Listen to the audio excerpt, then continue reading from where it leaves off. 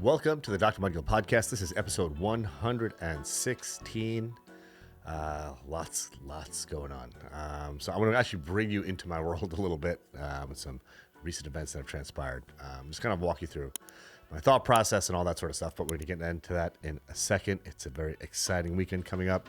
The Super Bowl is upon us. It's going to be a great game. It's actually going to be a really good game. I'm really looking forward to it, in all honesty. Valentine's Day is next week, so I've got that on my mind. Got two very special Valentines. Of course, my beautiful wife, and then my one and only daughter. So I'm going to try to do something special for the two ladies in my life. Just got a big week of hustle coming up. So, as all of you know, I operate an independent dermatology practice. I have two offices. One's in the New York City area. One's actually in New York City in the heart of Greenwich Village. And the other is in Long Island, where I reside. And independent medical practices are very much small businesses. So, the business model is very similar to like a deli or, a one-off bookstore or a coffee shop that's owned by an individual or a family, or like, a restaurant that's family owned. Typically, there's the owners and then there's the team of employees that execute what needs to be done at work. And, I employ 10 folks, 10 amazing people who are critical parts of my team. Without them, actually, I wouldn't be able to do any of the things that I do. So, we all kind of lean on each other. And I'll say, this is something I've been doing this for 15 years now. And I think every small business owner would agree that the single biggest stress for any of us are staffing issues. Just think about it. If I have someone in my staff that, gives me notice or has something going on in their lives and they can no longer work, that's like 10% of my team that we're missing. So the other 90% has to absorb a couple of extra percentage of work until we can fill that spot. But, more dramatically, the way my offices are set up, most of my operations actually happen in my Long Island office, where we deal with more of the admin stuff of the practice. Of course, we see patients there as well, but my pathology lab is in Long Island. All of like this stuff that we're recording now, my videography stuff happens in Long Island, unless we're, kind of on the road or something like that. All of the editing happens here. We do see patients here. A lot of the billing stuff, all that sort of stuff, behind the scenes stuff happens in my Long Island office. So the bulk of my staff is actually here in Long Island. And in my New York City office, it's, just patient care. So it's myself and I have 3 team members that are with me there. I have a physician's assistant, a medical assistant, and my receptionist / office manager who's with me. And so if I lose someone in my New York City office, I'm literally losing 33% of my team. So you can imagine that's pretty hard to maneuver through. But yesterday, one of my medical assistants, who's a great assistant, has tons of dermatology knowledge, came to me from South Carolina, I believe, or North Carolina, is here in New York because her significant other is in the military and is stationed here in New York, and is actually probably the one employee that I've ever had that actually knew so much about the medical record system that we use. And, she had worked in dermatology for so long that she actually taught us all a few things. But, unfortunately, because of the situation with her husband and where they're actually living now on the Army base, it's very difficult for her to commute, which is totally understandable. So yesterday she let me know that, she's giving me notice that, it's just too much, which I totally get. I respect, I value everything that she brought to the table. And I 1000% respect the decision that she's making. It's obviously the best decision for her and her family, which is ultimately the most important thing. But of course, on my side of the fence, I'm like, oh shit. I'm like, now here we go again. I'm going to have have to fill this big void that's created. And, it just had me thinking in general about, kind of attacking issues, attacking problems as they arise. And I kind of have like a 3-part strategy that, I've been thinking about this so much. But the first thing is, so this is a story for small business owners, but it really is just sort of a paradigm for like everything that happens in life. Like when you're a parent, the same sort of issues arise, and like, managing the business of your household, just in general, all the sort of stuff happens, when you're part of a sports team, whatever, whatever is going on in life, this is applicable.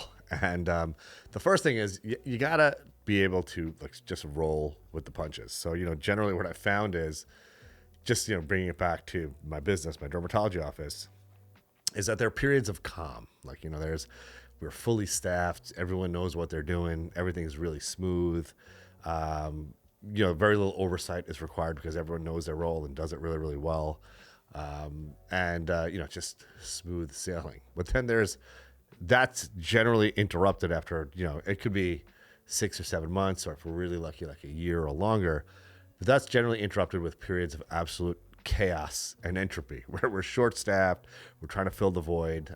Patient care never sacrifices. We're always provide our patients the utmost attention, but it's easier to do it when we're fully staffed than when we're short-staffed, where everyone basically bears more of the responsibility that's required to deliver excellent patient care. When my medical assistant told me the news yesterday, I was like, okay, here we go. We're smooth sailing, and now we're about to hit some very choppy waters. And so part of it is like, okay, we've done this before. We'll be fine. It's going to be a little turmoil getting some new staff in, training folks. Generally takes 4 to 6 weeks to get someone like up to speed so that they can integrate well into the team. But first step is I told myself, hey, we got to roll with the punches. This is just something that happens. Now, part of rolling with the punches is, I allow myself to feel bad for like a night. So I was actually meeting a very close friend for dinner after work yesterday. So I numbed the pain with a couple of tequilas and a couple of beers over the course of dinner.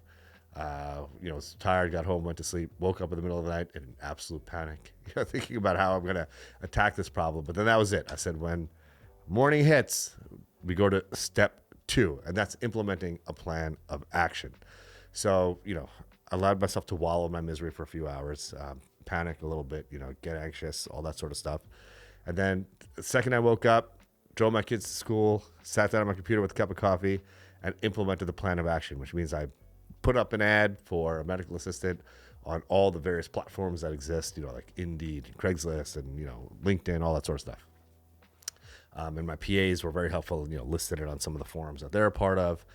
And, the plan of action is we're going to screen people this week. I'm going to interview people next week, and then we are going to hire somebody. So that's the execution phase of it. So there are 3 parts to addressing any problem. And this is something that I've done every time, and it works. The first step is you got to just roll with the punches. There's always going to be periods of chaos, that interrupt the calm seas that you may be cruising in. But when problems hit, you got to implement a course of action. Say, okay, these are the steps I need to take, try to get myself out of this jam. And then the next step is you got to execute. So for me, plan of action is putting ads out. Executing that plan is screening people, calling them or emailing them or whatever, and then setting up interviews for next week. Going to meet a bunch of people, and then find out who I think is the best fit for my practice. And the other thing, and this is just kind of like a total tangent, but what I found through the years are the folks that mesh best with the team, which is ultimately the most important thing. We basically operate as a unit, as a family. It's a tight-knit group or a small group or a tight-knit group, and we all need to work in concert with each other and work very well to deliver the goal, which is the utmost in patient care and dermatology.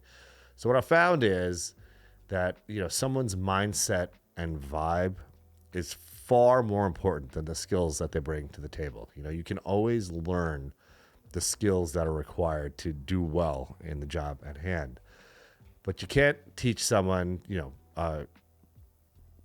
you can't teach someone to have like a great vibe, positive energy, a go-getter mindset, a growth mindset. Those are things that someone just kind of comes to the table with. That's not to say you can't develop those attributes, but it takes a long time to develop that kind of mindset and that kind of vibe.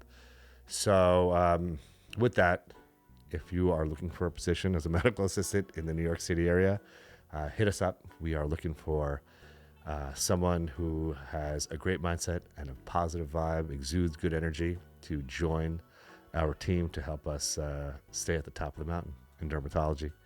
And just hit us up if you are such an individual or know someone that is. So with that, I hope you all have a wonderful, restful weekend. Remember, you got to roll with the punches. You got to implement the plan of action when problems arise. And then you got to execute that plan to get out of the jam, or whatever jam it is that you're in. So enjoy the Super Bowl. I'm actually totally impartial in this Super Bowl, so I'm just going to sit back and enjoy the game. Hopefully it's a good one. And we'll see you guys next week. Let's get it.